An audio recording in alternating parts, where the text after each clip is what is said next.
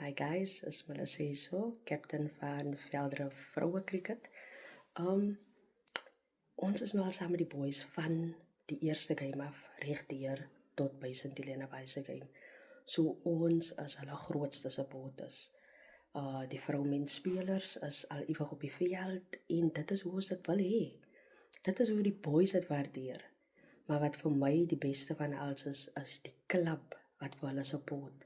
Die committee, die executive committee van die klub, die bestuur, die chair wat altyd daar is op die veld, maak nie saak of hulle wegspeel nie, maak nie saak of hulle tuis speel nie, hy is altyd teenwoordig. En die boys sien dit raak en hulle waardeer dit.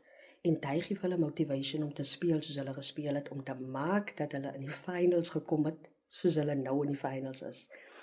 Hulle het nou 'n bus gekry, waar is ons as supporters, die vrouespelers, as ook buitemense wat nie klublede is nie, wat saam kan gaan, die kinders gaan saam. En ek voel net was nie nodig gewees vir hulle om dit te doen nie. Party is hoe hulle grootliks aan die boys dink in terme van support. En laat die boys kan weet dat hier is mense wat vir hulle back, like mense wat van die huis af saamkom om vir hulle te back.